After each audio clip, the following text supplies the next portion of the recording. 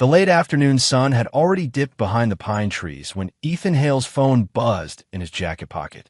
He was standing on the second floor of a half-finished lakeside cabin, measuring timber for the staircase railing. The air smelled of fresh-cut wood and lake water, that clean bite of northern Wisconsin in October. His crew had left an hour ago, but Ethan stayed behind. He always did. Working alone kept his mind quiet. He pulled off his gloves and checked the screen. Unknown number. Local area code. He almost let it ring through to voicemail, but something made him answer. "This is Ethan." There was a pause on the other end. A breath. Then a woman's voice, younger than his own, careful and uncertain. "Mr. Hale? This is Avery Klein. I'm Liam's homeroom teacher at Iron Lake Middle School." Ethan straightened. His pulse kicked up a notch, though his face stayed calm. Teachers didn't call unless something was wrong. "Is he hurt?" "No, nothing like that." Her voice wavered. "But I think we need to talk about what's happening at home." Ethan felt his jaw tighten. He kept his tone even. He lives with his mother. There was silence on the line, long enough that he thought the call had dropped. Then Ms. Klein spoke again, quieter this time. "That's exactly why I'm calling." Ethan's grip on the phone tightened. He could hear the wind picking up outside, rattling the plastic sheeting they'd hung over the open window frames. The light was fading fast now, turning the lake below into dark glass. "What do you mean? I'd rather talk in person, if that's all right with you." She hesitated. "Can you come by the school tomorrow morning? Before classes start, maybe around 7:30. Ethan looked down at the sawdust on his boots, the measuring tape still in his other hand. His throat felt tight, but he kept his voice steady. "I'll be there. Thank you, Mr. Hale.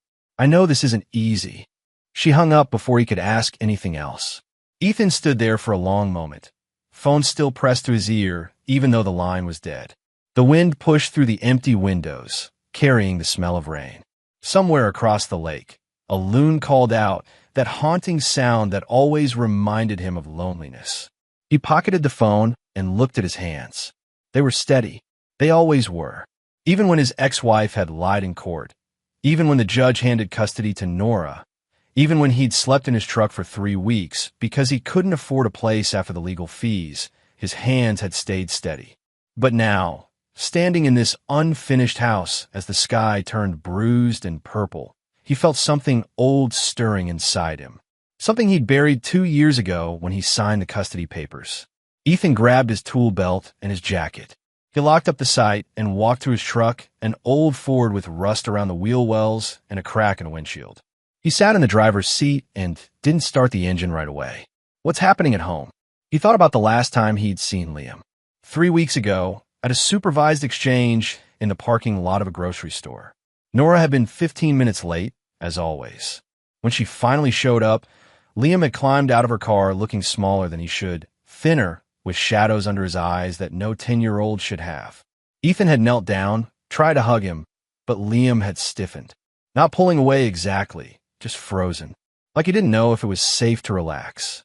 "You okay, buddy?" Liam had nodded quickly. Too quickly. "I'm fine, Dad." And then Nora had called him back to the car, her voice sharp and bright like glass breaking.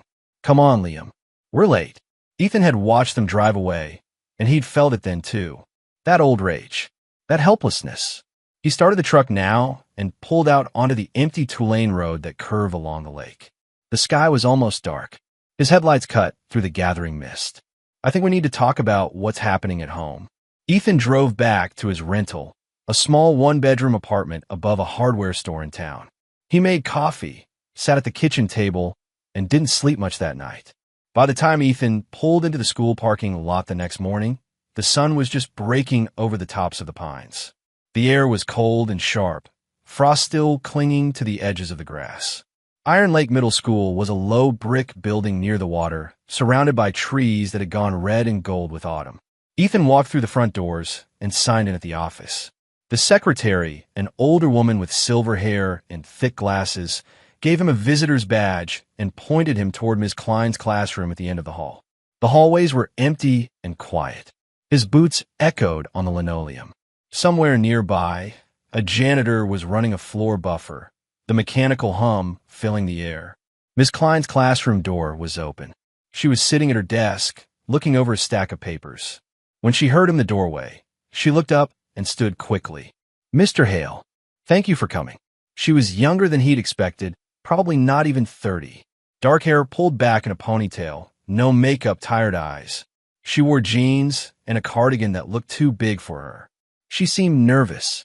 Ethan stepped inside. The room smelled like markers and old books. Student drawings covered the walls, bright and messy, and there was a fish tank in the corner, bubbling quietly. "You said this was about Liam." Miss Klein nodded. She gestured to a small table near the window, away from her desk. They both sat down, facing each other. She had a folder in her hands, and she held it like it weighed more than it should. "I've been teaching for 6 years," she said quietly. "I've seen a lot of things, and I've learned to trust my instincts when something feels wrong." Ethan waited. He didn't speak. He just watched her. Miss Klein opened the folder and pulled out a few pieces of paper. Drawings. She laid them on the table between them, one by one. The first drawing showed a house. A stick figure boy stood inside, near a window. The window had lines drawn over it like bars. Outside the house, another stick figure stood alone. The sky was color black. The second drawing was darker. The same house, but this time it was on fire. Orange and red crayon scribbled everywhere. The boy was still inside, but now he was lying down. The figure outside was just watching. The third drawing was simpler. Just a boy, sitting in a corner, knees pulled up to his chest. No house, no sky, just the boy. Ethan stared at the drawings. His jaw was tight, but his face didn't change. "Liam drew these?" "Yes." Miss Klein's voice was soft. "Over the past 2 weeks. He draws during quiet time, usually while the other kids are reading. He doesn't talk about them. When I ask him what they mean, he just says he doesn't remember." Ethan picked up the first drawing, the one with the bars on the window. He ran his thumb over the crayon marks. "What else?" Miss Klein took a breath. "He's been withdrawn. He used to participate in class, raise his hand, play with the other kids at recess. Now he sits by himself. He barely eats his lunch. Last week, during a fire drill, one of the other teachers raised her voice to get the kids to line up faster, and Liam flinched. Not just a little. He actually stepped back and covered his head." Ethan set the drawing down carefully. His hands were still steady, but something was burning behind his eyes. "And you're telling me this because—" Miss Klein leaned forward slightly. Her voice dropped even lower, like she was afraid someone might hear. "A few days ago, I asked him if everything was okay at home. He looked at me for a long time, like he was trying to decide something. Then he said, 'My mom told me I'm not supposed to talk to my dad anymore. She said he's dangerous.'" Ethan felt his chest tighten. He didn't move. Miss Klein continued. "But then he said something else. He said, 'I don't think that's true. I think she's lying.'" The room was very quiet. The fish tank bubbled.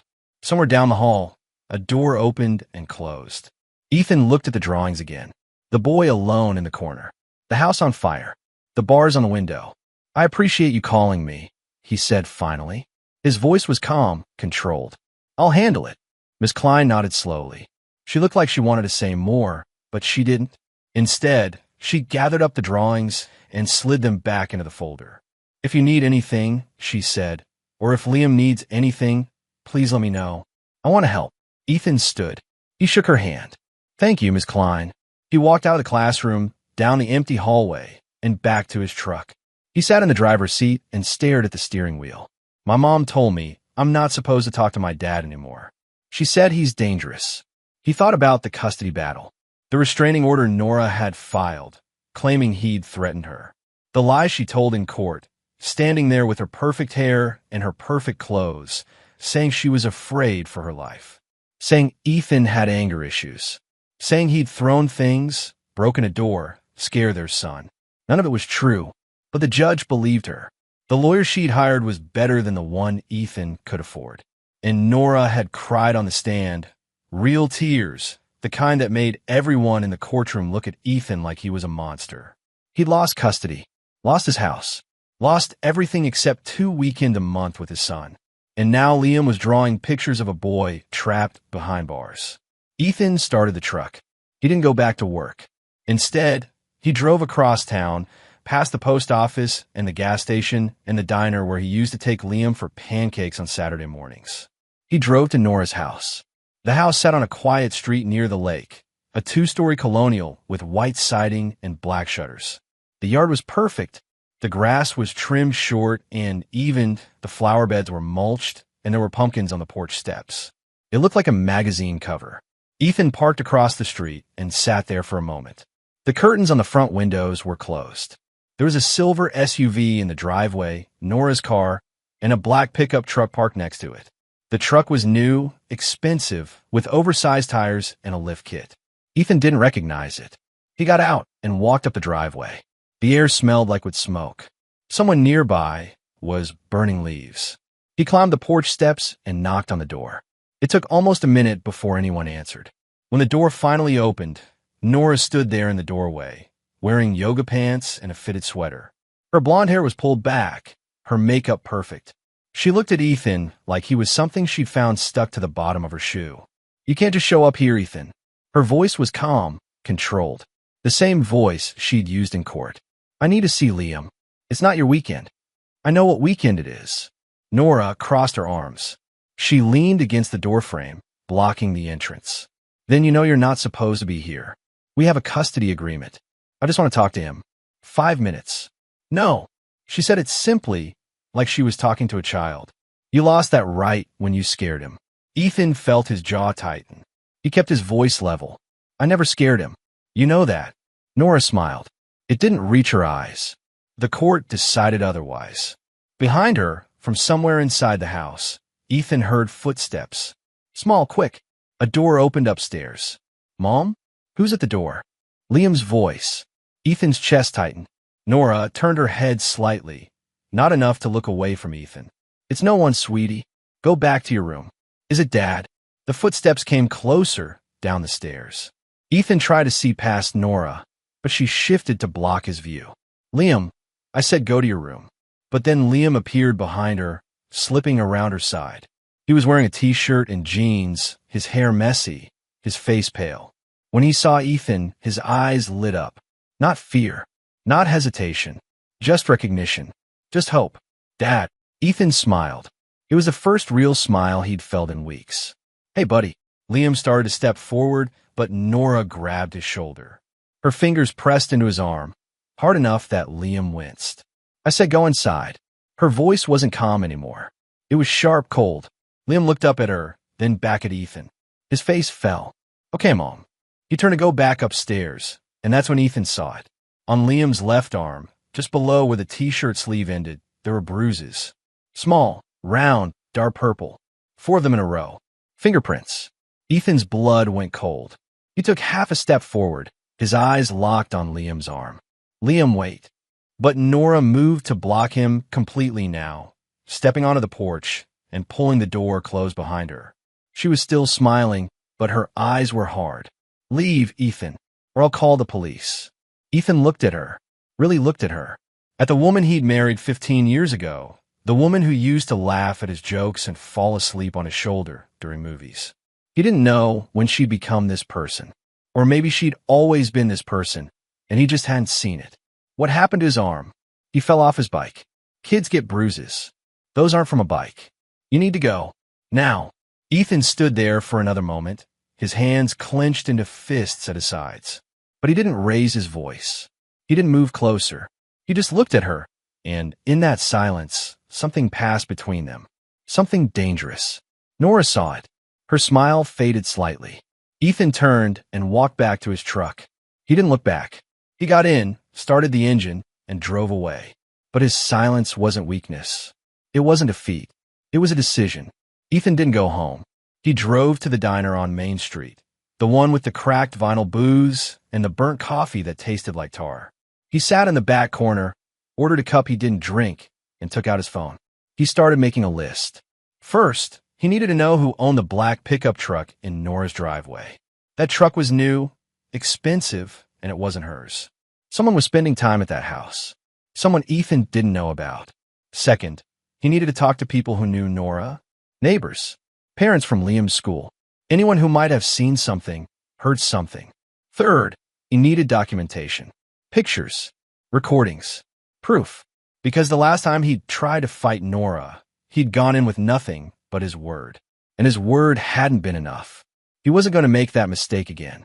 Ethan spent the rest of the morning driving around town, asking quiet questions. He stopped at the hardware store where he bought his supplies.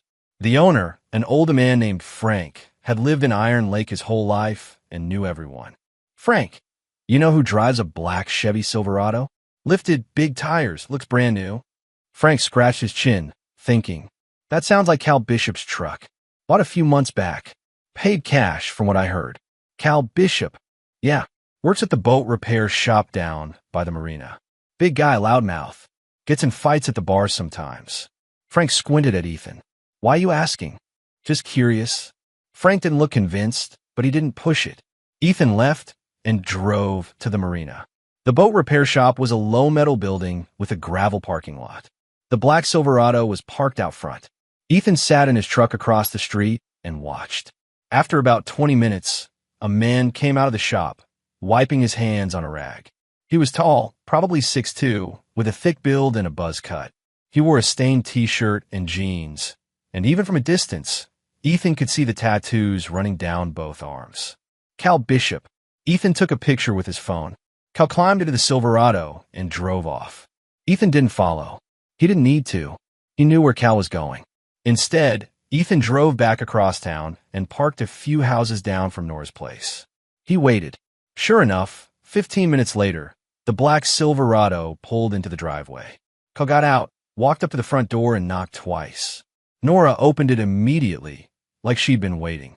She smiled when she saw him. Not the fake smile she gave Ethan. A real one. She leaned up and kissed him. Ethan took another picture. That evening, Ethan drove to the sheriff's office. It was a small building near the edge of town, red brick with a flagpole out front. He parked and went inside. The front desk was empty except for a deputy typing at a computer. She looked up when Ethan walked in. Help you. I need to talk to Sheriff Delmont. He's in a meeting right now. Can I take a message? It's about my son. Tell him it's Ethan Hale. The deputy hesitated, then picked up the phone.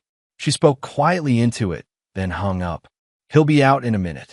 Ethan sat in one of the plastic chairs by the window and waited. Through the glass, he could see the street outside, quiet and empty except for a few parked cars. The sun was setting again, turning the sky orange and pink. After about 5 minutes, a door opened to the back of the office, and Sheriff Delmont walked out. He was in his early 50s, barrel-chested, with graying hair and a face that looked like it had seen too many winters. He'd been sheriff in Iron Lake for almost 20 years, and he knew Ethan from before the divorce. Ethan. His voice was gruff, but not unfriendly. Come on back. Ethan followed him into a small office at the end of the hall. Delmont sat down behind his desk and gestured for Ethan to take the chair across from him. What's this about? Ethan leaned forward, hands clasped together. It's about my son. I think he's in danger. Delmont frowned. Danger how? His teacher called me yesterday. She's worried about him. He's been withdrawn, flinching when people raise their voices. He's been drawing pictures of a kid trapped in a house. Ethan paused, and when I went to see him today, I saw bruises on his arm. Fingerprints. Delmont leaned back in his chair, his expression unreadable.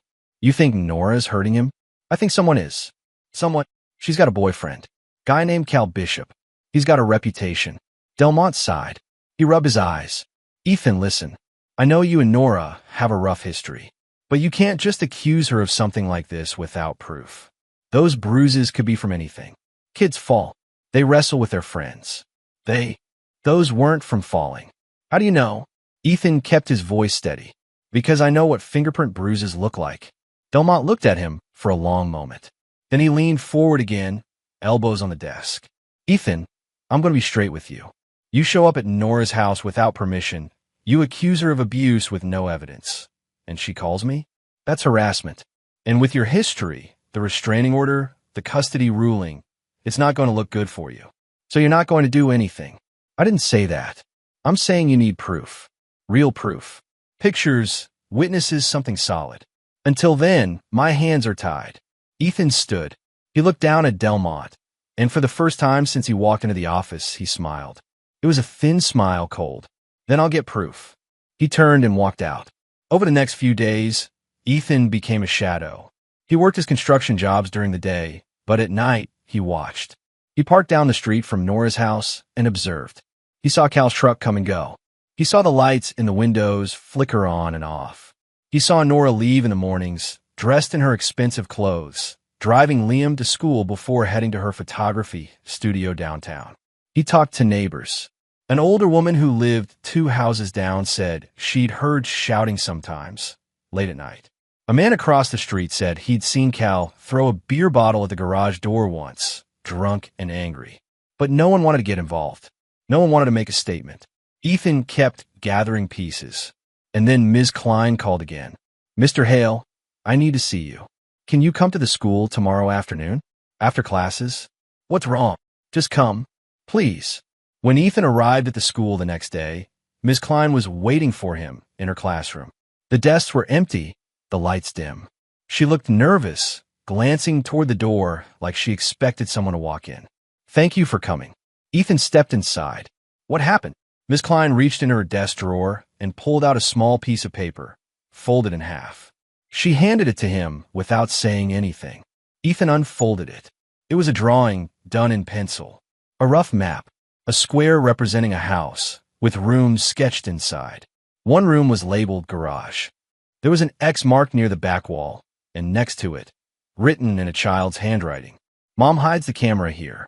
Ethan looked up at Ms. Klein. "Liam gave this to you?" "He slipped it to me yesterday, during quiet time. He didn't say anything. He just put it in my hand and walked away." Ethan stared at the drawing. His pulse was hammering in his ears, but his face stayed calm. "A camera. I don't know what it means," Ms. Klein said quietly, "but I thought you should see it." Ethan folded the paper carefully and put it in his pocket.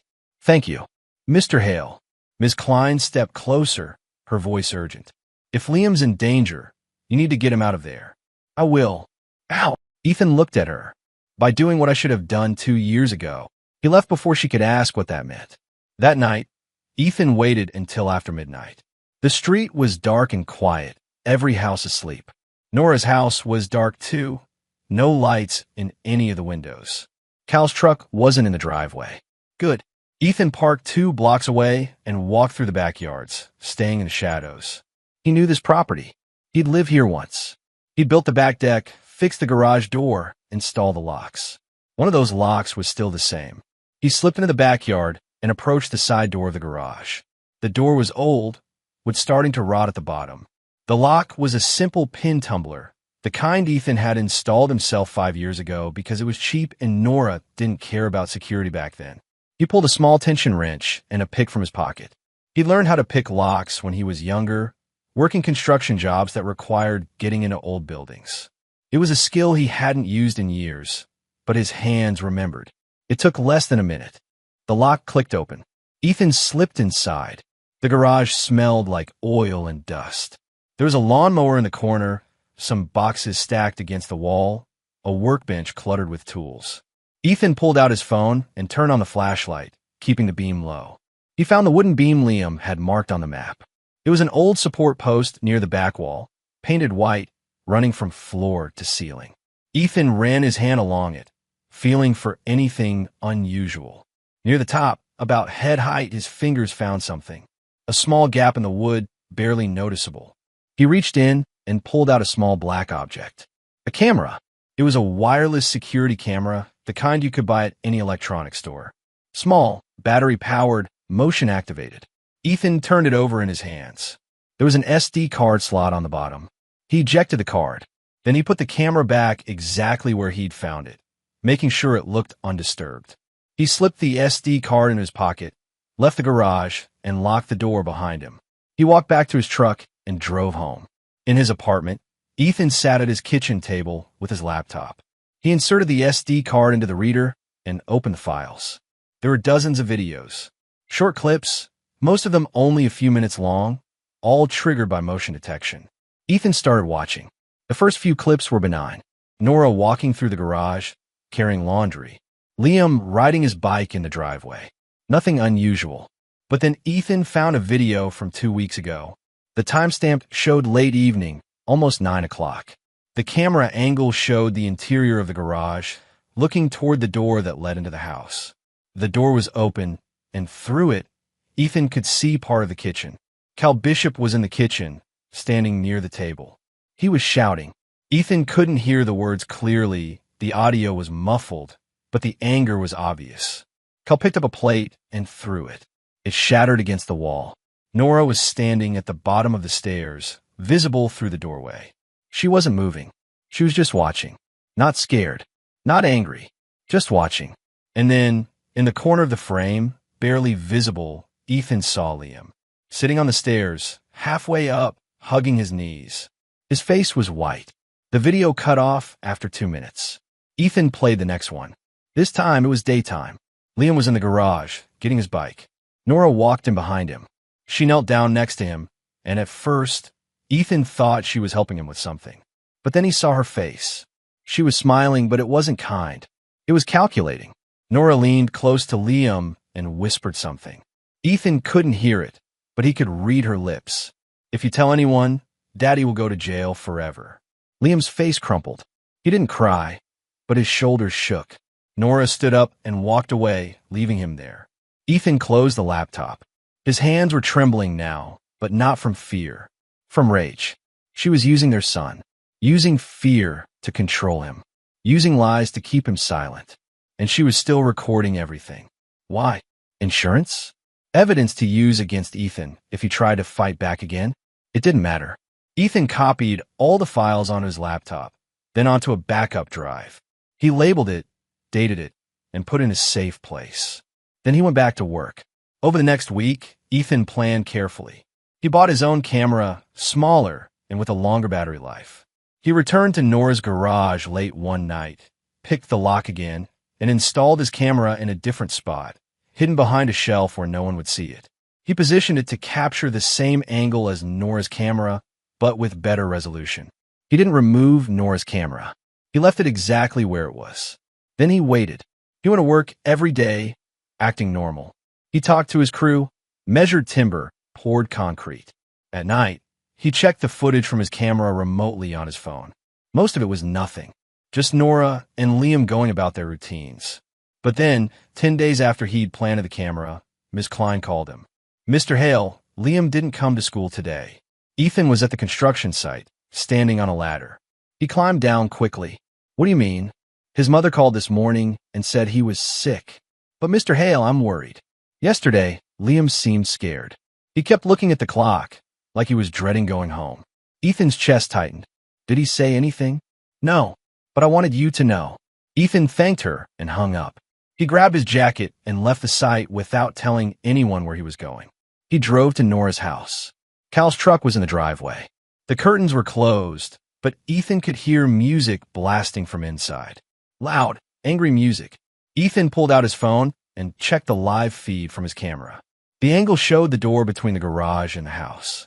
It was closed, but he could see shadows moving behind it. Then he heard something, faint but unmistakable, shouting. Ethan got out of the truck and walked up to the house. He knocked on the door hard. The music cut off. Silence. Then footsteps. The door opened, and Cal stood there, filling the doorway. He was bigger up close, his face flushed, his breath reeking of beer, even though it was only 2 in the afternoon. Yeah, I'm here to see Liam. Cal looked Ethan up and down, then smirked. You're the ex. Where's my son? None of your business. It's my business when he's missing school. Cal stepped out onto the porch, closing the door behind him. He was half a head taller than Ethan, and he clearly wanted Ethan to notice. You need to leave. Now.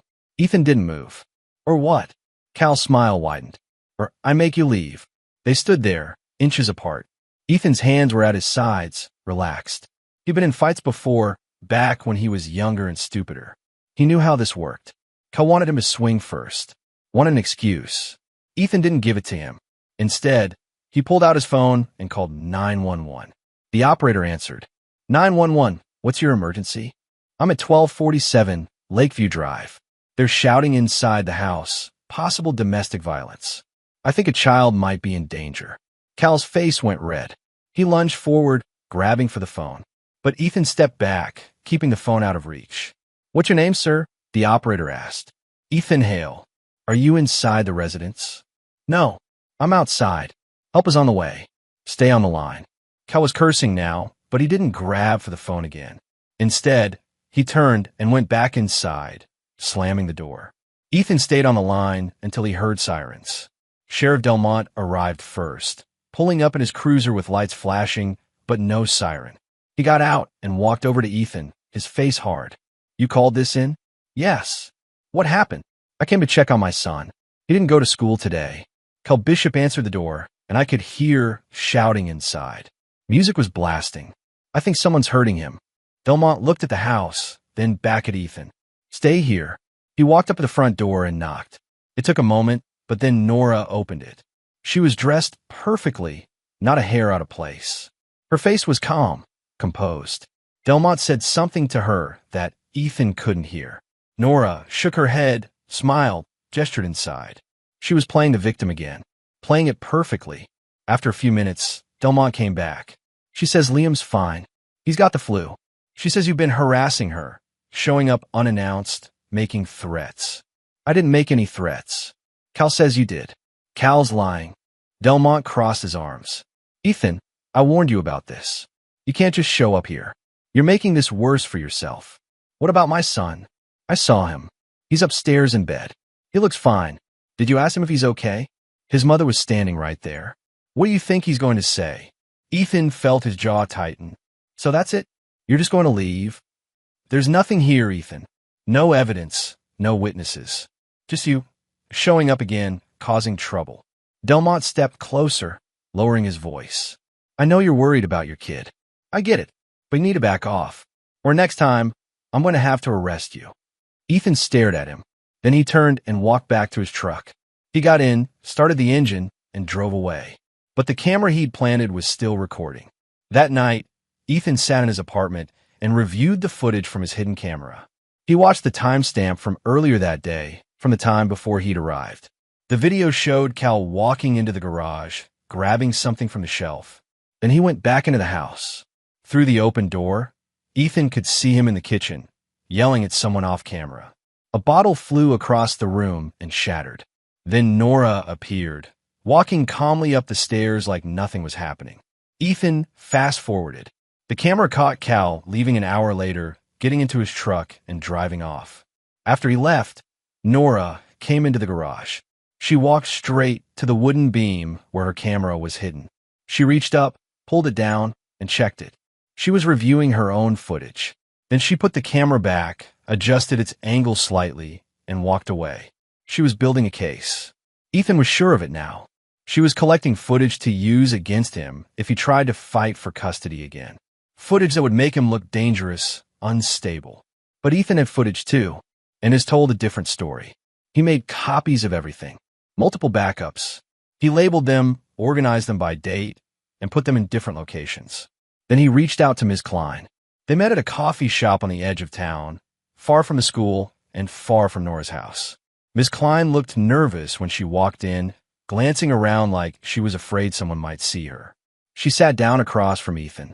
He'd already ordered her a coffee. Thank you for meeting me. Ms. Klein nodded.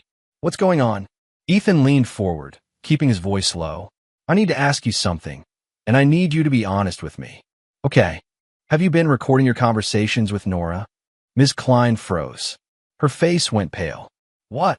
I'm not accusing you of anything. I just need to know. She looked down at her hands, wrapped around the coffee cup.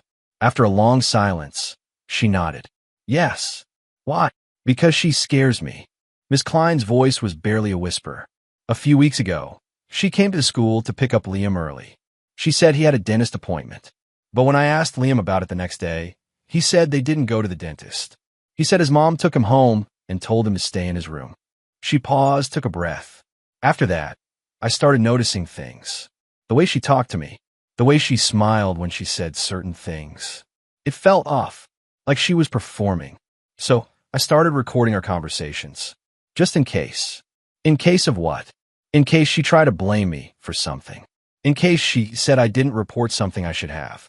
Miss Klein looked up at Ethan. I've seen parents lie before, Mr. Hale. I've seen them twist things to protect themselves. I wasn't going to let that happen to me. Ethan leaned back. Did you record anything important? Maybe. She hesitated. Last week, she came to talk to me about Liam's grades. She said she was concerned because he seemed distracted. But then she said something strange.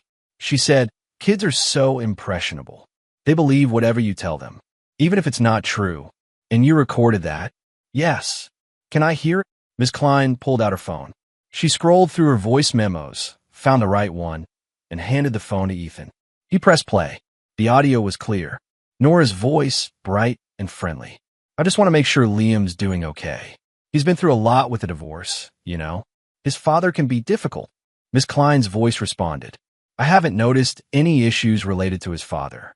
If anything, Liam seems happiest when he talks about seeing him." There was a pause. Then Nora laughed, light and airy. "Well, kids are impressionable.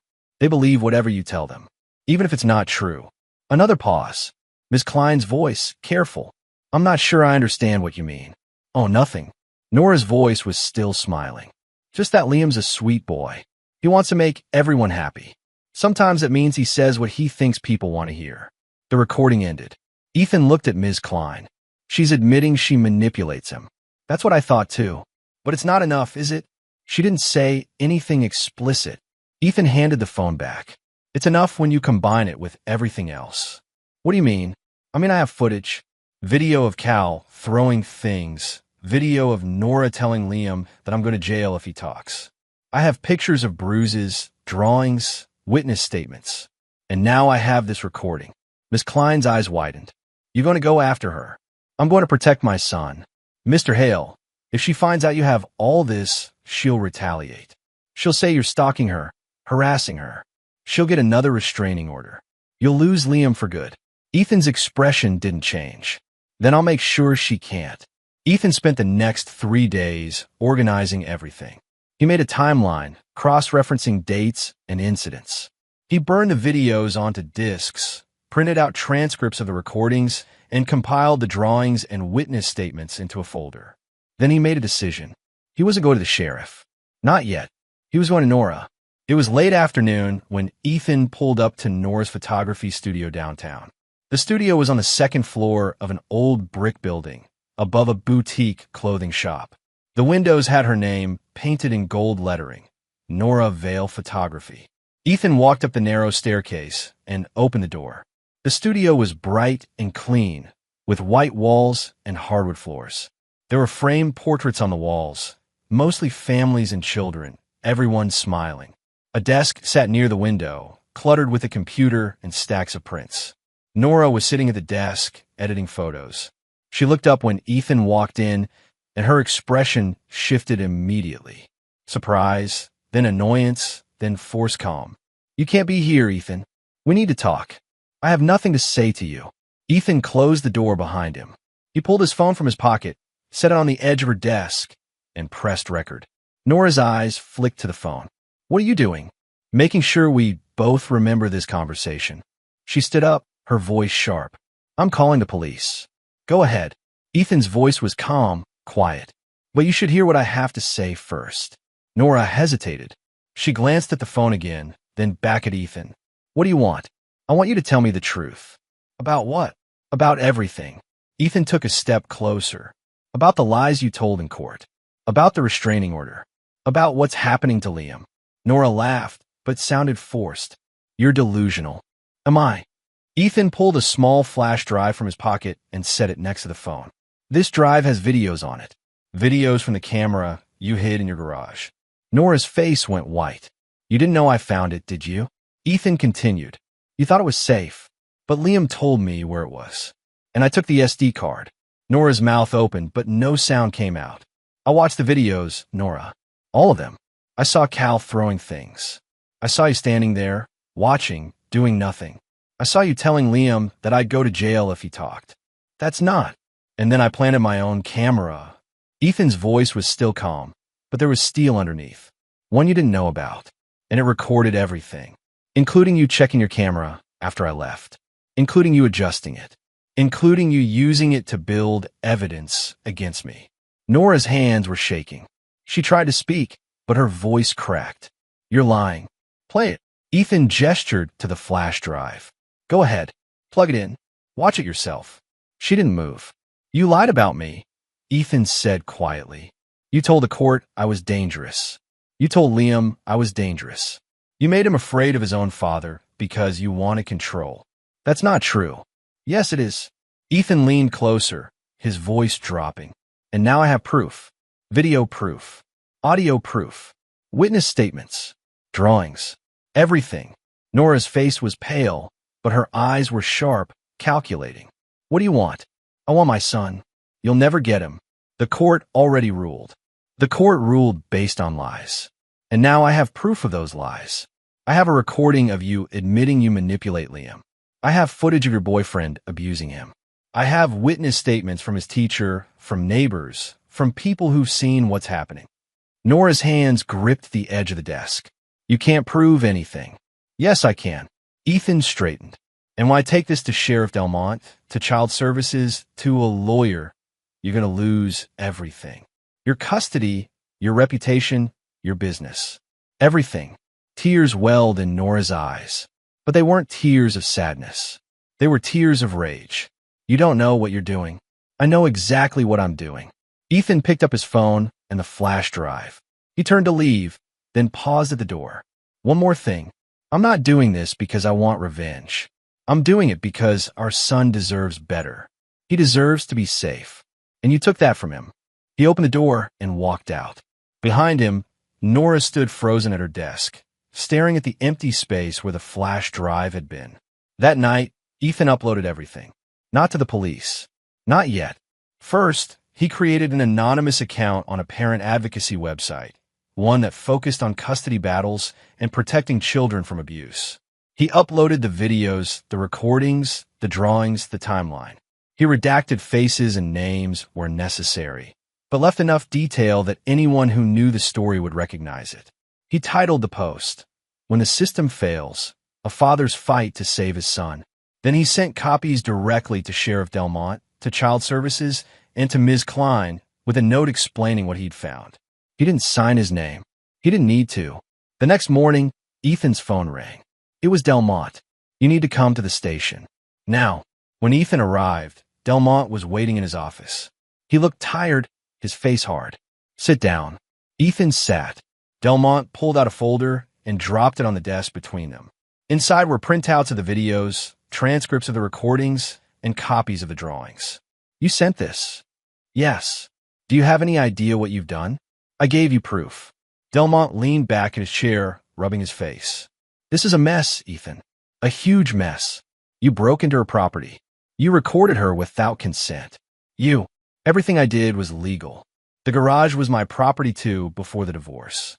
The camera was motion activated, which is legal in Wisconsin as long as it's not in a private space like a bathroom or bedroom. And the recordings Ms. Klein made were legal because she's a mandated reporter protecting herself from liability." Delmont stared at him.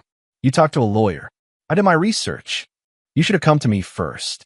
"I did come to you. You told me you couldn't do anything without proof. So I got proof." Delmont sighed. He opened the folder again, flipping through the pages. "You know what this means, right? If even half of this holds up, Nora's going to be arrested. Child Services is going to pull Liam out of that house. It's going to be a circus." "Good." Delmont looked at him.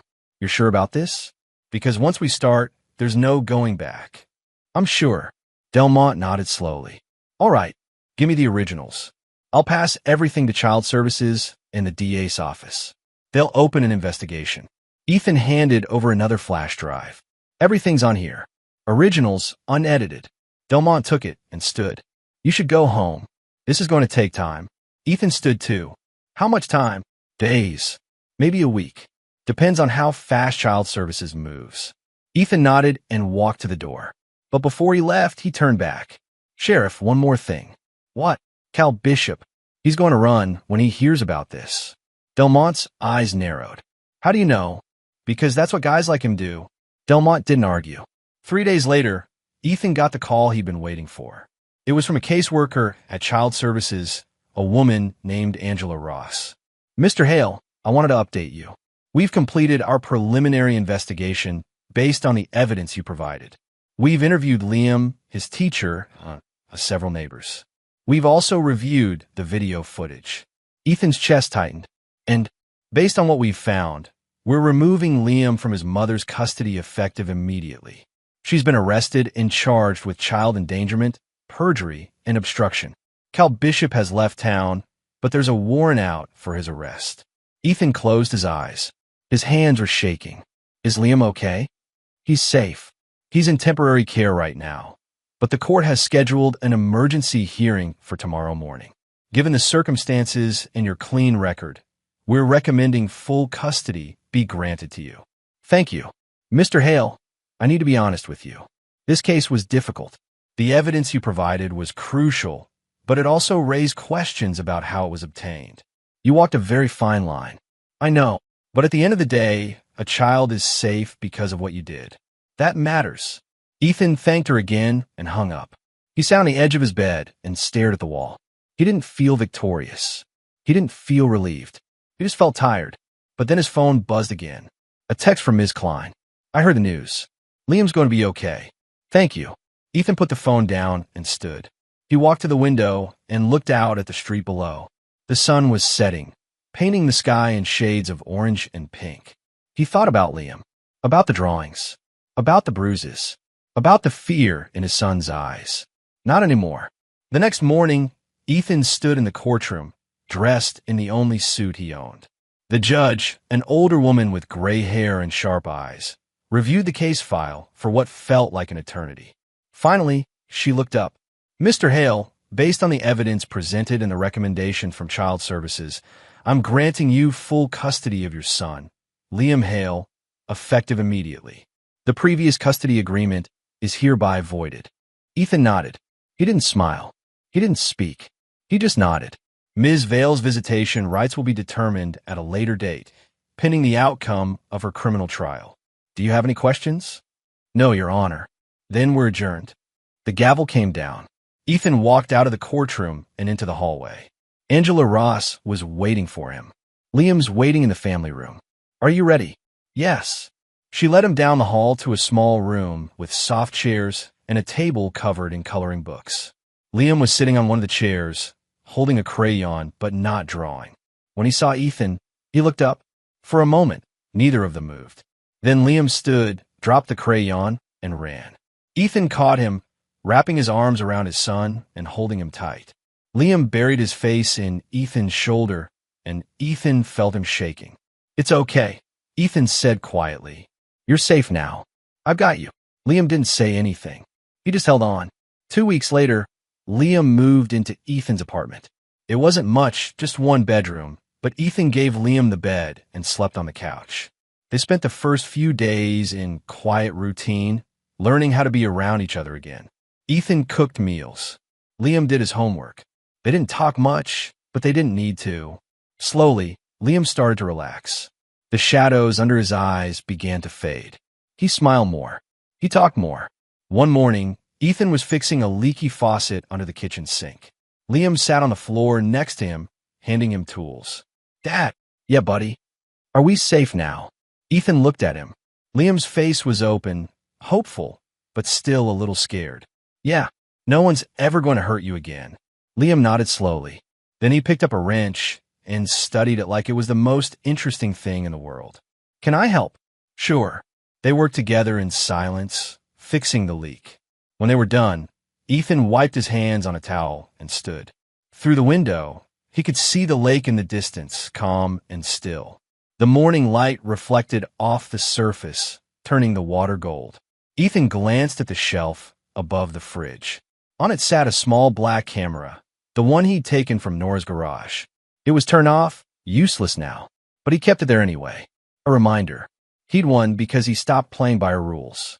He'd won because he'd been willing to do what was necessary. He didn't forgive. He didn't forget.